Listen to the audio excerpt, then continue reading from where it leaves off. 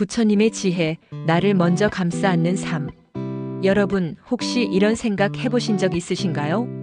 나는 늘 가족을 위해, 남을 위해 살아왔는데, 정작 나 자신은 한 번도 안아주지 못했다는 생각 말입니다. 수십 년을 살아오면서 우리는 참 많은 것들을 돌보며 살았습니다.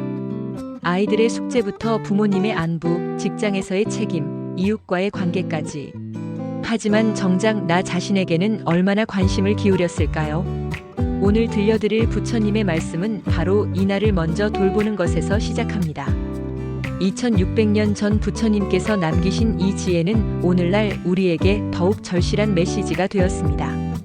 누구보다 먼저 나를 감싸주면 복은 반드시 따라온다. 오늘 이 지혜의 한마디가 여러분의 마음을 따뜻하게 감싸줄 것입니다. 그리고 여러분의 인생의 새로운 전환점이 되어줄 것입니다. 불교에서는 자비를 강조합니다. 많은 분들이 자비를 남에게 베푸는 것이라 생각하지만 그 시작은 바로 자기 자신입니다. 부처님께서 담마파다에서 말씀하셨습니다. 온 세상을 다 뒤져봐도 자신보다 더 소중한 존재는 없다. 자신을 사랑하는 사람은 남에게도 사랑을 베풀 수 있다. 이 말씀의 깊은 뜻을 생각해 봅시다. 자기 자신을 사랑한다는 것은 단순히 자신을 우선시하는 이기심이 아닙니다. 그것은 자신의 본성을 이해하고 자신의 가치를 인정하며 자신의 상처를 어루만지는 지혜로운 행위입니다. 우리가 나를 괴롭히고 나를 미워하면서 어떻게 남을 온전히 사랑할 수 있겠습니까? 마치 빈 그릇으로는 남에게 물을 나누어 줄 수 없는 것처럼 메마른 마음으로는 진정한 사랑을 베풀 수 없습니다. 철학자 아리스토텔레스도 비슷한 말을 했습니다. 자기 자신의 친구가 되지 못하는 사람은 진정한 친구가 될 수 없다. 동서고금을 막론하고 현자들이 공통으로 깨달은 진리입니다. 먼저 나 자신을 안아주는 것이야말로 삶을 행복하게 만드는 첫걸음입니다. 이는 불교에서 말하는 반야, 즉 지혜의 출발점이기도 합니다. 50대, 60대 이후의 삶에서 많은 분들이 이렇게 말씀하십니다. 이제 와서 내가 뭘 더 바라겠어. 나는 그냥 애들 잘 되는 게 소원이지. 내 인생은 이미 다 살았어. 하지만 여러분, 이런 생각이야말로 우리 자신을 가장 깊숙이 배신하는 일입니다. 수십 년을 살아온 여러분의 삶이 단지 남을 위한 도구였다면 그것은 얼마나 슬픈 일입니까? 부처님 말씀은 다릅니다. 나를 버리지 말라, 나를 존중하라, 나를 먼저 안아주라. 60년, 70년을 살아온 여러분 안에는 수많은 지혜와 경험, 그리고 아직 피어나지 못한 꿈들이 살아 숨쉬고 있습니다. 프랑스의 철학자 사르트르는 말했습니다. 인생은 40부터 시작된다. 하지만 저는 감히 말씀드리고 싶습니다. 인생은 자신을 진정으로 사랑하기 시작하는 그 순간부터 시작됩니다. 나를 먼저 살피고 돌볼 때 비로소 자식에게도 가족에게도 세상에게도 밝은 에너지를 줄 수 있습니다. 마치 등불이 자신을 밝히면서 동시에 주변을 환하게 비추는 것처럼 말입니다. 이것이 바로 불교에서 말하는 반야의 지혜이자 삶의 균형을 찾는 길입니다. 자신을 돌보는 것이 이기적이라는 잘못된 생각에서 벗어나야 합니다. 그것은 오히려 세상을 위한 가장 이타적인 행위입니다. 그렇다면 나를 먼저 감싸 안는 구체적인 방법은 무엇일까요? 부처님의 지혜를 현실에서 실천하는 방법들을 소개해 드리겠습니다. 첫째, 아침에 거울을 보며 미소 짓기입니다. 이는 단순한 행위가 아닙니다. 오늘 하루 수고 많을 나를 위해 미소를 보낸다라고 마음속으로 다짐해 보세요. 이 작은 행위가 하루를 시작하는 에너지를 완전히 바꾸어 놓을 것입니다. 심리학자 윌리엄 제임스는 말했습니다. 행복해서 웃는 것이 아니라 웃어서 행복해진다. 자신에게 보내는 첫 미소가 그날의 복을 부르는 시작입니다. 둘째, 작은 휴식을 허락하는 것입니다.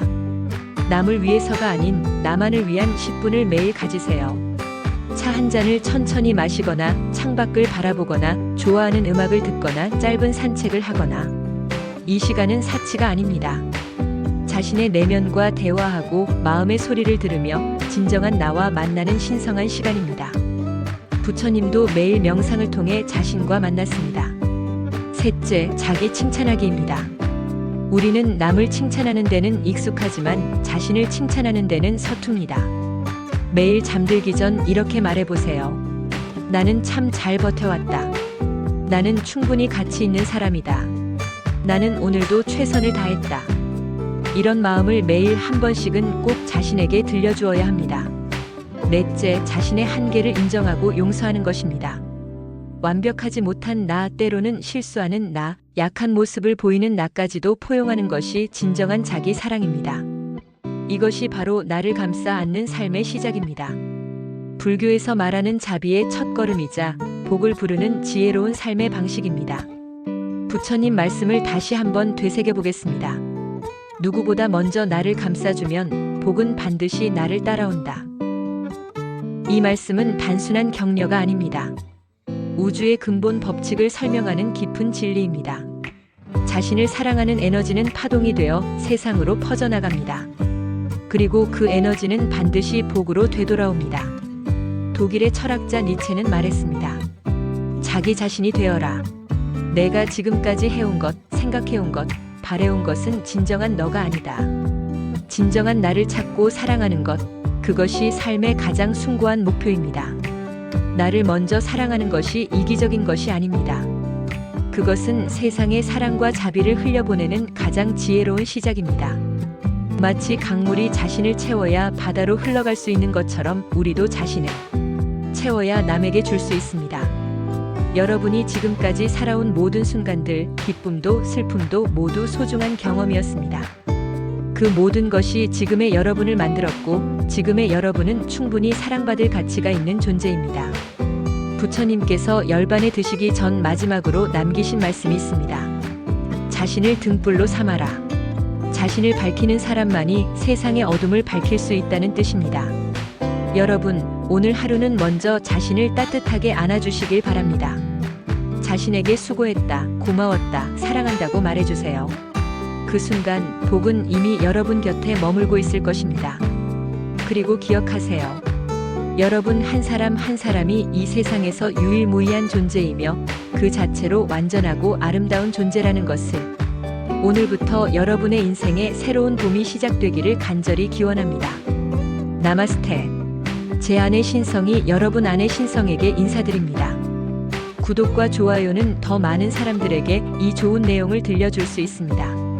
감사합니다.